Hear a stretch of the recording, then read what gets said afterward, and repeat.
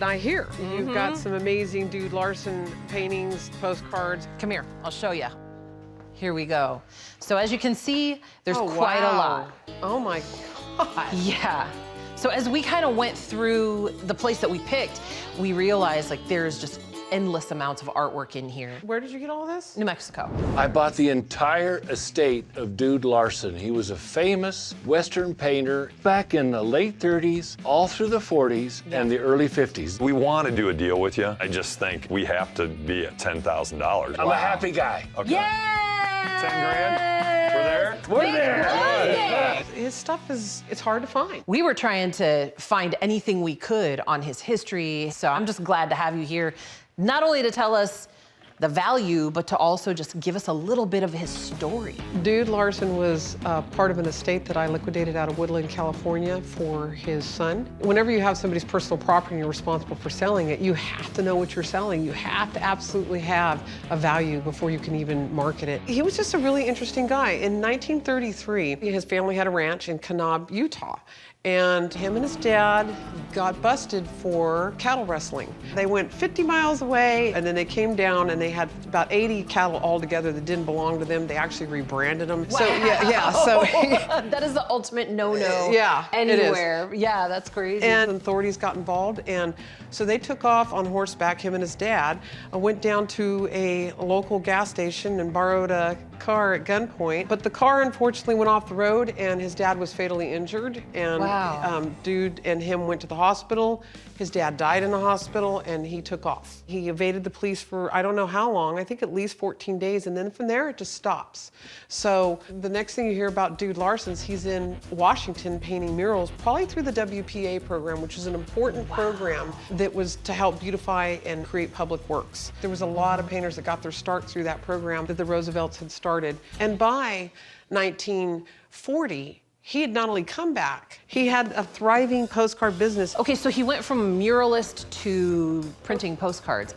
Why? Well, he wasn't the best painter because his compositions were very flat and tight, but they were illustrative and they were energetic and they really captured Americana. His art makes more sense on a postcard. Yep, that's why he didn't sell his paintings, but they were perfect for cards. Not only that, there was a lot of postcard printing companies all over the place, and Germany was one of the biggest, but when World War I happened, they stopped that. There was tariffs put on, and so that killed part of the market, and then printing had changed, and now you could take a card like this, and look how shiny, and this was printed in the 30s. It's gorgeous. And Still beautiful. that painting that's huge now is down and doesn't look so bad on a card. He never sold this artwork. There was no auction prices. This was only for postcards. Okay, so basically this market opened up and he kind of saw an opportunity, possibly or And probably. it's the cheapest way to communicate in the 30s for sure. No kidding. Yeah. So how many postcards do you have? We have this box right here, which if you just pull the lid off of that one, you see how packed that is. And I have 4 more boxes just like it. It was really exciting to see all this collection of dudes together. It's unique. So what would these cards go for? What's a good price to sell them for? Depends on the subject matter. The likely number for these is $5, okay? Okay. And then these ones here, $2 to $3. Okay. One of the things that's gonna happen when you have that many cards is you're gonna flood the market. It's gonna take years to sell them. You have a lot more paintings here than I realized. I think that each one's gonna bring a different price. This is about an $800 painting. I did a lot of research and found that nobody knew anything about this guy, Dude Larsen, except for his postcard side of his business. What are you gonna do with the paintings? Labs are always popular, Yeah. but where you kind of lose it is there's this bad curtain in there. No, I love the bad curtain Nevertheless, and the geese this too. is at least a few $100s. This one here is definitely gonna bring some money just because of the subject matter, the Native Americans. So this one here I could easily see getting about $500 to $600 for. Okay, great. Based on the historical reference. Yeah. And actually it's a pretty good painting. Unfortunately, the paintings aren't as valuable as people would want them to be, but based on the history along with the cards that were produced from those paintings, that's a lot. That means a lot. Yep, there's about 13, and I'd say, they're all gonna be different. So you got, these are different price than these, and of course, then the larger one. But I'd say you have about 3,500 to 4,000 max worth of paintings. In paintings, you have that. That's not a lot. Yeah. Okay. All right. So, Well, there's something to think on, right? True, but you have the storyboards. These are amazing, and these were illustrated by Hoke, and then dude usually did the funny part of it. Okay. You know, he wrote the poems, he wrote the verbiage. These were very popular. They always said something very edgy here, and he had way more edgy ones than this. How come you're through with Jim?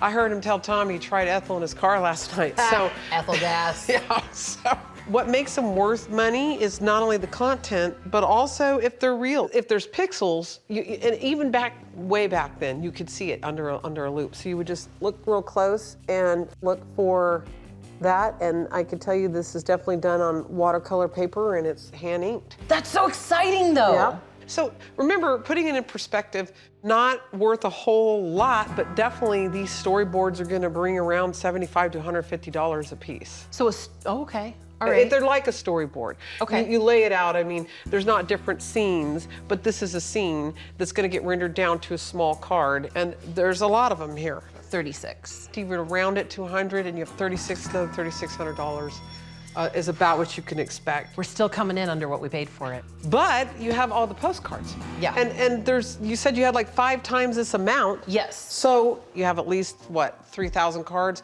Could be more, Okay. could be less. I don't know the exact amount. I haven't counted them out, but we do have a lot. I see about 5 to 7 grand in profit, for sure. Okay. Yeah. We're gonna make a profit. Yes. Over the next 20 years. And sometimes, especially, you know, that's the way investments are, especially with art. It is the way investments are, man. It's so frustrating. That's why Mike always told me from the very beginning, buy what you love, because you could get stuck with it. You're going to be looking at it for a while. Right, Yeah. exactly.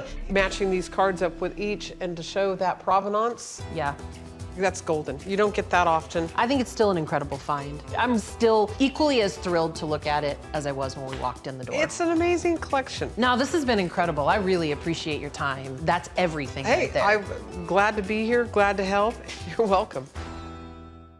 It's like a day-to-day treasure hunt. I'm out there looking for rusty gold. I'm looking for the unusual and impossible. It's back roads, it's dumpster diving, it's flea markets, it's people's homes.